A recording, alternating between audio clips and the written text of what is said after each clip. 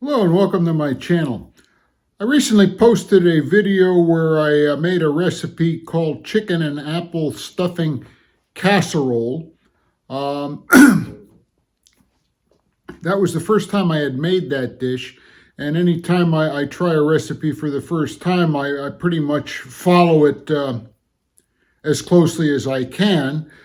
And then in future times, if I want to change things or tweak it, I will do so. As I was making this recipe, I as I was preparing it, as I was filming, I kept thinking there are ways I think I can make this better, and that's what I'm here for today. I'm going to show you a version 2. I made some changes, the most notable of which is I used turkey instead of chicken this time, although that was not one of the things I thought would make it better. I think chicken or turkey will work equally well, but I did change it in some ways, some of which I'll call attention to as I go along.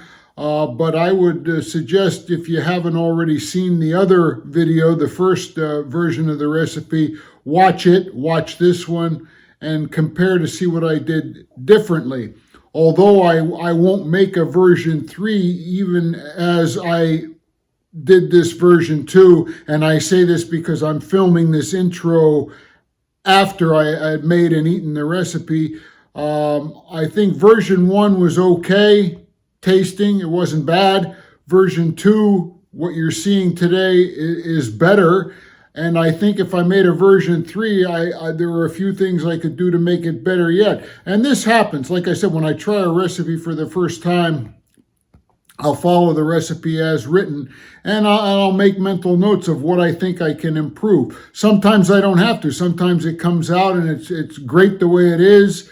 Sometimes it's terrible. Sometimes it's okay, but it could be better. I thought after I made and I ate the first version, I thought, well, this is all right, but I think I can make it better, and I think I did. So here we go. Alrighty, we're going to start by preheating the oven to 375 degrees, and as that preheats, prepare a 6-ounce box of stuffing mix. I'm using turkey stuffing in this case because turkey is the meat I'm going to use. So a cup and a half of water, 4 tablespoons of butter or margarine, add the stuffing mix to the boiling water and margarine, and add to that about a half a cup of chopped apples and a quarter cup of chopped dried cranberries. You could use raisins if you prefer. In fact, the original recipe is raisins. I like the cranberries, more of a holiday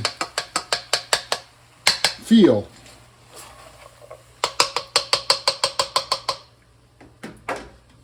So we put the cover on this and let it sit for 5 minutes. Next, in a bowl, we're going to put about 3 cups of shredded turkey or chicken, in this case turkey.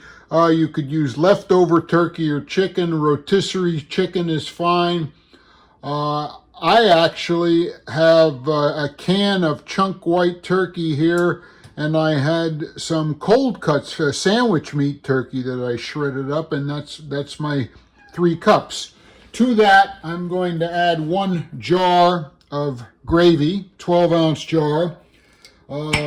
Again, this is turkey, so I'm using turkey gravy. If I were making it with chicken, I would use chicken gravy.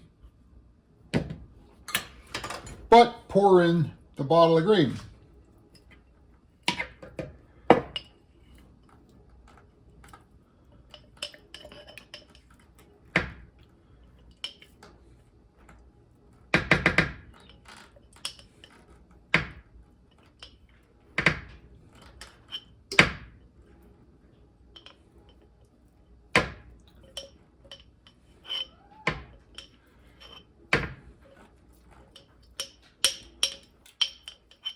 always mention in these recipe videos, I'm frugal. I don't want to waste a drop of something on which I spent money.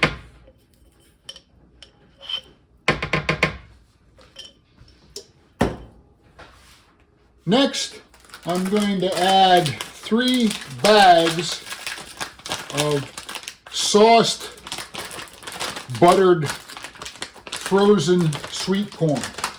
You can use any frozen vegetable you like. Just thaw it out first. Green beans work, peas work. Total should be roughly 4 cups.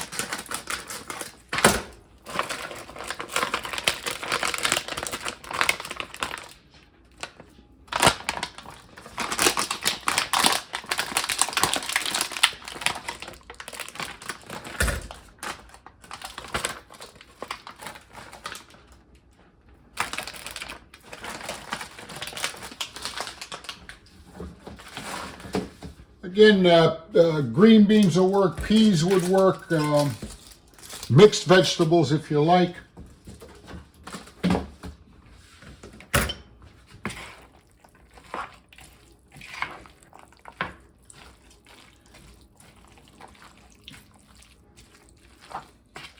Now to this, and this is as much for texture as for flavor, I'm going to add about a cup of pecans. I believe the original recipe suggested water chestnuts. They're fine. Celery is fine. Celery probably is the least expensive ingredient and also the lowest in calories, but it is also the least, as far as I'm concerned, in flavor. And all 3 that I mentioned, pecan, celery, water chestnut, you gotta chop up an onion if you want, but they'll all add a little bit of texture as well as the flavor. And we're going to season this a little bit. I'm going to add some onion powder, a little bit of salt and pepper.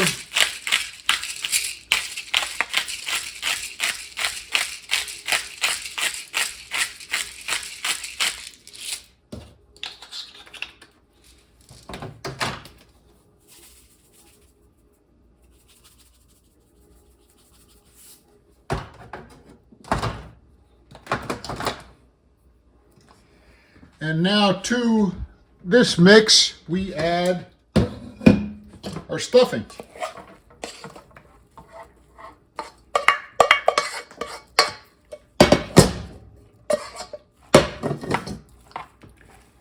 Mix this all together.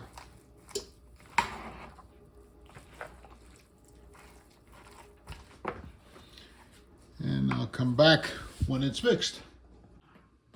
Once we have it all mixed together, we're going to put it in an 8x8 baking dish. See if I can do this without making too much of a mess.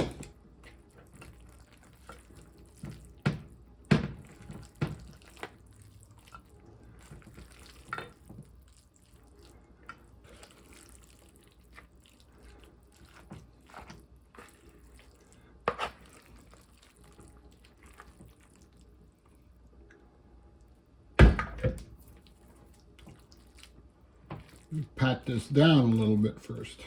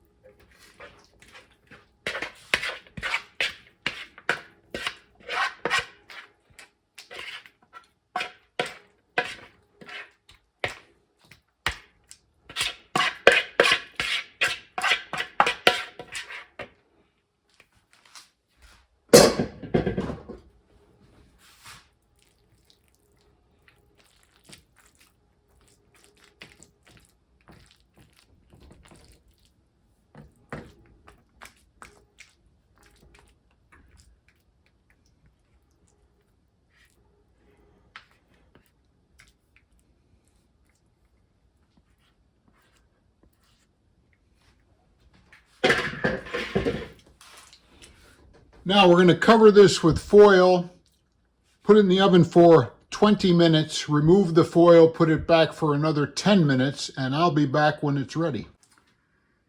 And here we are after 20 minutes covered with foil and 10 minutes without the foil. I would let this cool for 5 minutes and then start spooning it out. Now the original recipe says that this would be 6 to 8 servings. I don't know about that. I would say under normal circumstances 2 to 4. For me, this is 1 serving, so I'm not even going to spoon it out. I'm just going to eat it directly from the casserole dish. One thing in my original version and in this, I think the amounts listed in the recipe I'm following overestimates how much of the vegetables you need. I think there's too much corn in this. I put actually a little less this time than I did the last time, and I still think it's a little too much. But that's why I like to experiment. The first time I make a recipe, I follow it as much as I can word for word, and then I start to experiment. This is my version 2, my experiment from version 1. I think this is going to be better, but there are still things that I might change. Anyway, this I think would make a good holiday meal for a single person, an introvert like myself who eats alone on the holidays, or maybe a couple empty nesters. Also something the week after to do with your leftover bird. Anyway, thank you for watching. Please like, share, and subscribe.